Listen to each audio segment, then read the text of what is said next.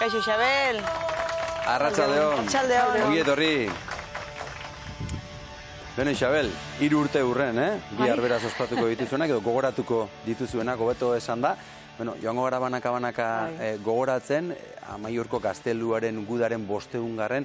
urte urrena. Konta iguzu, zer gertatu zen, orain 500 urte? Bueno, hitz gutxitan laburtzeko, Nafarroako erresuma txikia izanik, bertze bi erresuma erraldoien artean zegoen. Ezta, Frantziakoa eta Espainiakoa. Eta horiek beren interesak eta beren arteko gatazkak zituzten eta biek nahi zuten bere ganatu Nafarroako erresuma.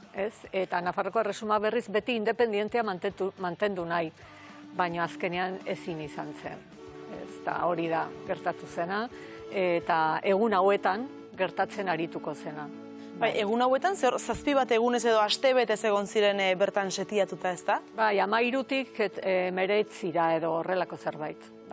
19an ja errenditu izan bertzuten, naiz eta gutxi ziren eta pensa 200 bat eskas beraiek eta 6 edo 7 mila bertzaldean, baina ez zirela lehendabiziko egunetik errenditu, astebete egon ziren. Eta nondik zeto zen? Gaztelura, noaindik etorri ziren, ez da? Hau da, 1821 ekainaren 30ean, galdu zuten, noaingo guda, eta handik iesean, Amaiurrera etorri ziren, eta antxe irauntzuten urrengo urte arte, eta gero gaztelarrak egun horietan agertu zitzaizkien. Esan dugu, biharko egunez, 500 urte Nafarren erresistentziarena, ospatzen dela, baina beste 2 urte muga ere, badirela, lehendabizikoa 100 urtekoa, zein da hori? Hori da lehendabiziko monolitoa goratu zutenekoa.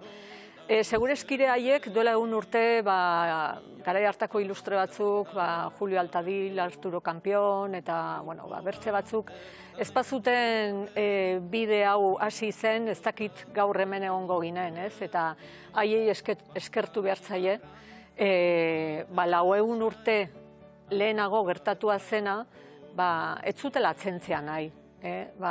Bizirik mantendu behartzela, nondik gentozen, eta jakiteko norat iritsi nahi genuen, eta hoiek piztu zuten sua hori, oraindik ere piztuta mantentzen ari garenagu 100 urte beranduago, eta beraiei eskertu behar digu, lehendabiziko oroigarri hori goratu izana. Gero, okerrezpa gaude, oroitarri hori lehertarazia izan zen, ez da? 1930ean lehertu zuten, eta gero orain bat urtetan sasiak egon ziren, harri puskak, marmol puskak bertzeik ez, eta, gero dator urrengo urte horrena, duela 40 urte gaztelu elkartea sortu zen, garai hartako amaiurtar gaztek sortu zuten, frankismotik atera berritan, bigarren monolitoa egiteko, lehendabizikoaren errestuak hartuz eta harri berriak jarriz. Eta bi hoiei esker gaude gaur egun hemen.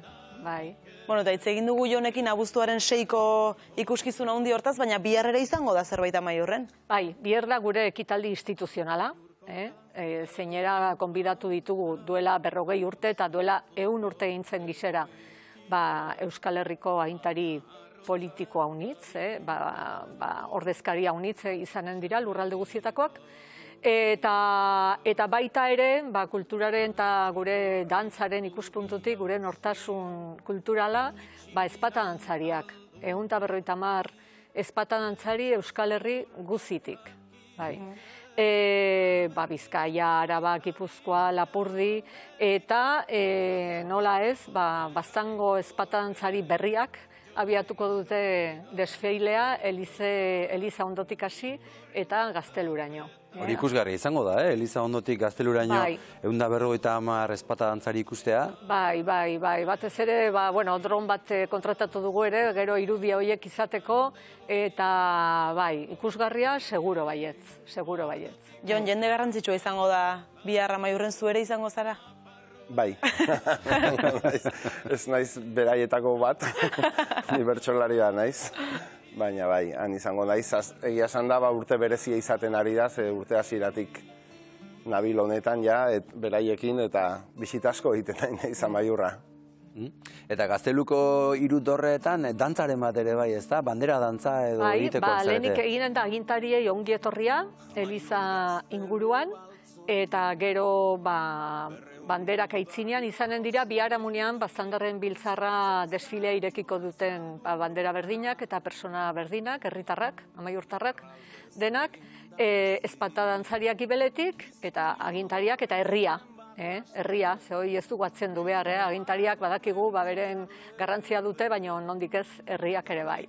Gaztelura iritsiko gara denak eta antxe lore eskaintza bat eginen dugu, manifestu bat irakurri, eta gero, hiru dorre, hau da, Erdiaroko harresian, justo monolitoaren aitzinean, hiru dorre daude. Eta hiru dorre horietan, hiru dantzarik, dantzatuko dute Nafarroako banderakin bandera dantza.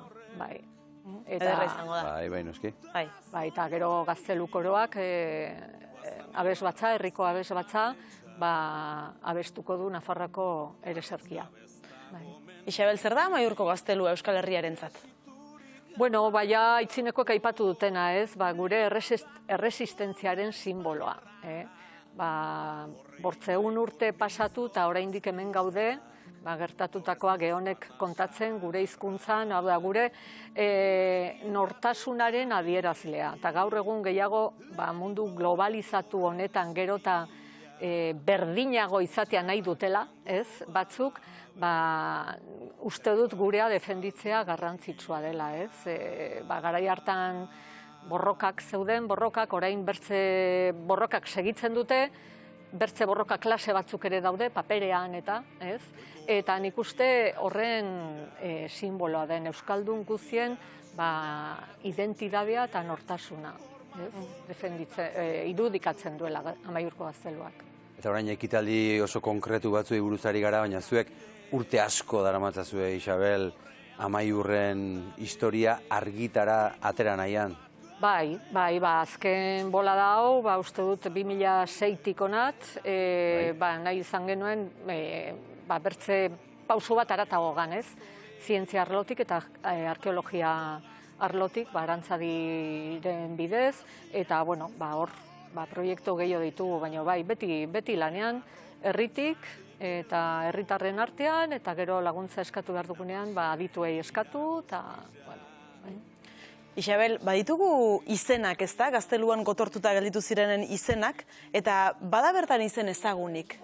Bai, hor dago jasotarra, gero San Francisco Javier izango zenaren anaia, ez, da horietako bat, ez, eta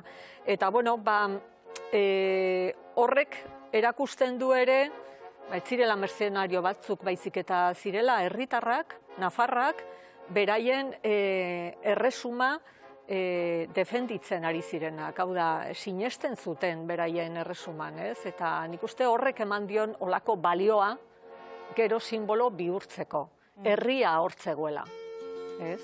Eta aipatzen dut hoi, baina bertze batzuk ere zeuden, Victor Mauleon, eta, bertze batzuk ere, eta anonimoak ere bai, seguro baietz.